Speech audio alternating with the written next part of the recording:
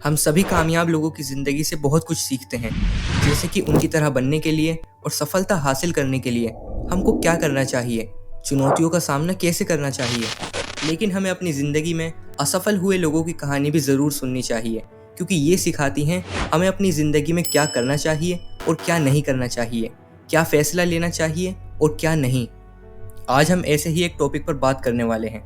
आज हम बात करेंगे अनिल अंबानी की, जो किसी वक्त दुनिया के 6th रिचेस्ट पर्सन थे और आज दिवालिया हो चुके हैं। अनिल ने किस तरह अपनी पोजीशन बनाई और गंवाई, ऐसा क्या हुआ जिसने उनको सफलता से बर्बादी के रास्ते पर ला दिया। किसी समय कॉरपोरेट फैक्टर में टॉप पर चल रहे ये इंसान आज उस लिस्ट में से पूरी तरह गायब हो गए, वो भी बिल्कुल ऐसे उसके वापस लौटने की कोई संभावना नज़र नहीं आती। आज की केस स्टडी अनिल अंबानी की ज़िंदगी के उतार चढ़ाव, सफलता और असफलता के बारे में बताती है। आपको आज की वीडियो से बहुत कुछ सीखने को मिल सकता है, तो हमारे साथ वीडियो में लास्ट तक बने रहिए। अगर आप हमारे चैनल पर पहली बार आए हैं तो ऐसे नॉलेजेबल वीडियो के लिए चैनल को सब्सक्राइब कर लें। इस तरह आप आने वाले नए वीडियोज़ मिस नहीं करेंगे। 1958 में मुंबई में एक छोटी सी टेक्सटाइल प्रोडक्शन यूनिट से शुरू हुई रिलायंस इंडस्ट्री की छत के नीचे एक के बाद एक petrol chemical, textile, telecom, infrastructure, finance और पावर जैसे कई सेक्टर आकर जुड़ गए थे।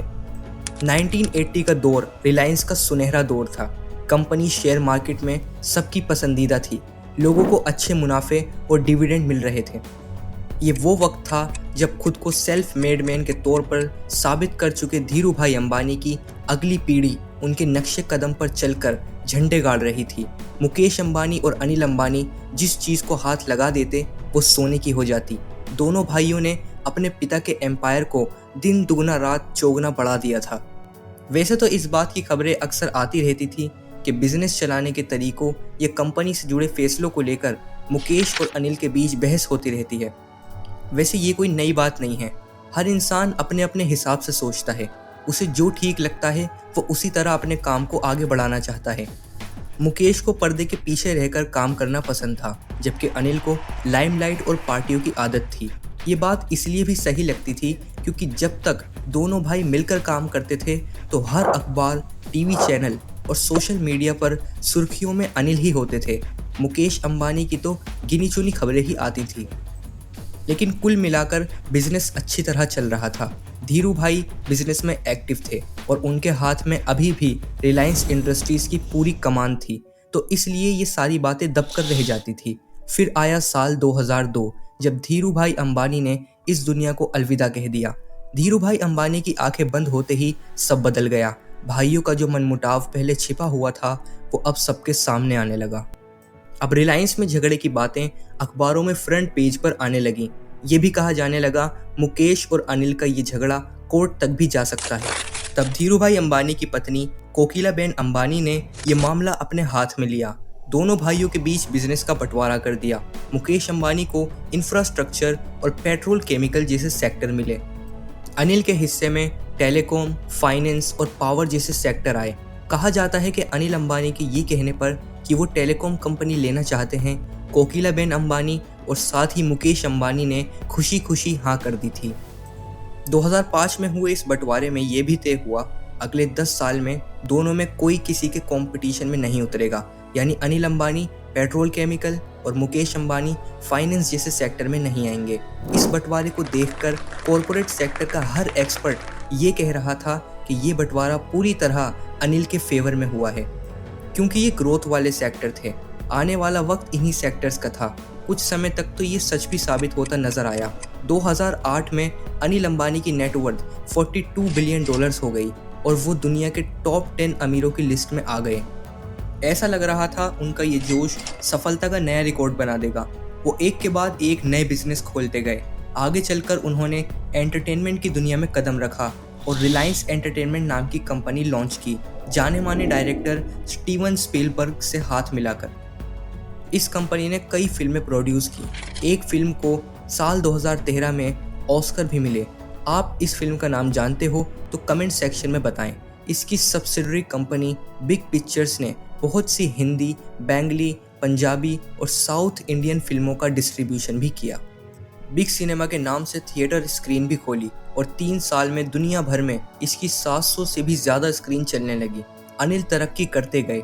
उस समय उनका शौक कुछ ऐसा था कि ऑफिस जाने के लिए भी हेलीकॉप्टर का यूज़ करने लगे। जब अनिल अंबानी ने रिलायंस पावर का IPO मार्केट में उतारा तो वो 1 मिनट के अंदर सब्सक्राइब हो गया। ये आज भी एक रिकॉर्ड है।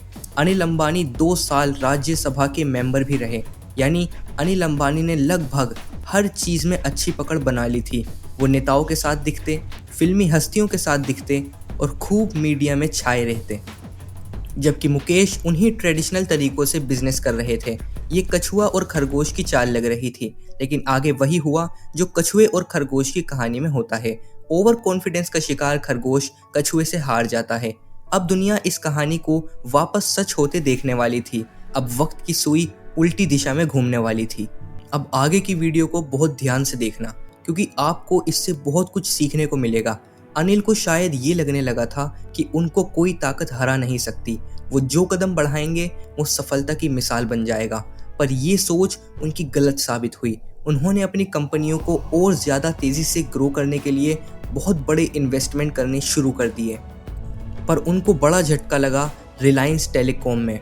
असल में ये कंपनी CDMA टेक्निक पर फोकस थी। जब तक 3G सर्विस थी तब तक सब ठीक था, लेकिन अब दौर 4G का था, जिसके लिए GSM टेक्निक की ज़रूरत थी। जैसे 4G की आंधी आई, 3G की डिमांड खत्म हो गई। उस समय बाकी कंपनियां GSM टेक्निक पर सर्विस देने लगी थी। वो कंपनियां समय के साथ आगे बढ़ गईं, लेकिन रिलायंस कम्युनिकेशन बर्बादी के दरवाजे पर आ गई। इसके बाद और बड़ा झटका लगा जियो के आने से। दरअसल अब दोनों भाइयों के बीच 10 साल तक एक दूसरे को कंपटीशन ना देने का कॉन्ट्रैक्ट खत्म हो चुका था। रिलायंस टेलीकॉम की हालत पहले ही खस्ता थी, जो कि जियो के आने पर पूरी तरह ठप हो गई। जिन लोगों के पास रिलायंस की सर्विस थी, उनके पास एक दिन मैसेज आया कि कंपनी सर्विस बंद कर रही है और आप अपना नंबर पोर्ट करवा लीजिए। हो सकता है आप में से कई लोगों को ये मैसेज आया हो। अनिल के साथ एक और गलती थी, फोकस की कमी होना। अनिल अंबानी ने खुद को सबसे आगे रखने के लिए बहुत से नए सेक्टर्स में हाथ आजमाया था। इस वजह से वो किसी एक चीज़ पर फोकस नहीं कर पा रहे थे। कोई कंपनी लॉस में जाती तो वो दूसरी कंपनी खोल लेते, और इसके लिए उनको लोन लेना पड़ता। लोन लेने के बाद भी अनिल के गलत फैसलों की वजह से उनकी कंपनियां खास तरक्की नहीं कर पाईं। ऐसे ही कुछ सालों में उनके ऊपर कर्ज का पहाड़ आ चुका था। यहाँ आपको बता दें, अनिल अंबानी ने यस बैंक से भी लगभग 3000 करोड़ का लोन लिया था। अपने कर्ज को चुकाने के लिए अनिल की एक के बाद एक कंपनियां बिकने लगीं। 2019 में एरिक्सन कंपनी का बकाया ना चुकाने की वजह से अनिल के जेल जाने तक की नौबत आ गई थी। ऐसे में मुकेश उनके लिए फरिश्ता बनकर आए और उनका काफ़ी लोन चुका दिया। लेकिन कुछ खबरें ये भी कहती हैं कि मुकेश अंबानी ने भाई की मदद नहीं की, बल्कि उनकी कंपनियों ने अनिल की कंपनियों से किराए पर एसेट लिए थे और ये रकम उसी का किराया थी। खैर, सच जो भी हो, उस समय अनिल को काफ़ी राहत मिली थी और कुछ कंपनियों का लोन ना चुका पाने की वजह से वो अभी भी मुकदमों का सामना कर रहे हैं। ऐसी एक सुनवाई के दौरान जब उन्होंने कहा कि उनकी नेटवर्थ 0 हो चुकी है, तो सुनने वाले हैरान रह गए, क्योंकि वो राजा से रंक बनने की कहावत को सच होता देख रहे थे। और अब लोग ये भी कह रहे थे कि वो अपना घर चलाने के लिए अपनी पत्नी के गहने बेच रहे हैं। वहीं कुछ लोग ये भी कहते हैं कि अभी भी उनके पास $80 मिलियन से ज़्यादा की इन्वेस्टमेंट है, जिससे वो आसानी से अपनी ज़िंदगी जी रहे हैं, और दिवालिया होने की बात सिर्फ एक बहाना है, क्योंकि इस तरह वो लोन से पीछा छुड़ा सकते हैं। लेकिन सच्चाई जो भी है, आप इस बारे में क्या सोच रखते हैं? यहाँ ध्यान देने वाली बात ये भी है, एक तरफ तो अनिल एक के बाद एक गलत फैसले ले रहे थे, जबकि मुकेश ने अपना फोकस पुरानी कंपनियों पर भी बनाए रखा, ना कि अपने भाई अनिल की तरह एक नाव से दूसरी नाव पर सवारी करने की जगह और कमज़ोर पंख लगाकर आसमान में उड़ने की जगह मजबूत कदमों से ज़मीन पर ही दूरियां तय करते गए। उन्होंने गल्फ़ के देशों के साथ हाथ मिलाया। इससे पेट्रोल केमिकल सेक्टर में उनको बहुत फ़ायदा हुआ। इस मुनाफे से रिलायंस फ्रेश कंपनी को लॉन्च किया गया, जिसने तस्वीर ही बदल कर रख दी, जिससे फिर आगे उन्हें किसी नए काम के लिए लोन लेने की ज़रूरत ही नहीं पड़ी। मुकेश ने जहां समझदारी दिखाते हुए slow and steady wins the race की कहावत पूरी की, वहीं अनिल जितना था उससे भी हाथ धो बैठे। अनिल ने मार्केट की स्टडी नहीं की, कर्ज पर कर्ज लेकर खुद को ट्रैप में फंसा लिया। उन्होंने उन सेक्टर में भी हाथ आजमाया जिनकी उनको कोई नॉलेज नहीं थी। ऊपर से लग्जरी लाइफस्टाइल ने उनकी जेब खाली कर दी। उनको बस चर्चा में रहना होता था। जब मुकेश अंबानी ने एंटीलिया बनाया तो अनिल अंबानी की जिद थी कि वो उससे भी बड़ा और महंगा घर बनाएंगे, पर आज सभी एंटीलिया को ही जानते हैं। एक वक्त था जब अनिल अंबानी इंडियन ही नहीं बल्कि ग्लोबल कोविड सेक्टर के सबसे सफल लोगों में गिने जाते थे, लेकिन आज का समय है जब वो अपना सब कुछ गंवाकर खाली हाथ हो चुके हैं।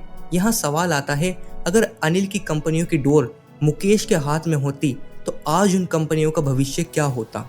अब हम आए दिन सुनते हैं कि मुकेश अंबानी एशिया के सबसे अमीर इंसानों में से एक बन गए हैं, लेकिन आपने ये समझ लिया होगा यहाँ इसके पीछे उनकी सही प्लानिंग, कड़ी मेहनत और सोच समझकर रखे गए कदमों का कितना बड़ा रोल है। दोनों भाइयों को एक सी परवरिश, एक सा अनुभव मिला, लेकिन एक ने खुद को टॉप 10 रिचेस्ट लोगों में शामिल कर लिया और एक ने खुद को पूरी तरह कंगाल कर लिया। उम्मीद है आज की हमारी इस वीडियो से आपने काफ़ी कुछ सीखा होगा। अगर वीडियो पसंद आई है तो लाइक करें और ऐसे नॉलेजेबल वीडियो के लिए हमारे चैनल को सब्सक्राइब करना ना भूलें। आपसे एक नई वीडियो में एक नई कहानी के साथ मुलाकात होगी। Thanks for watching.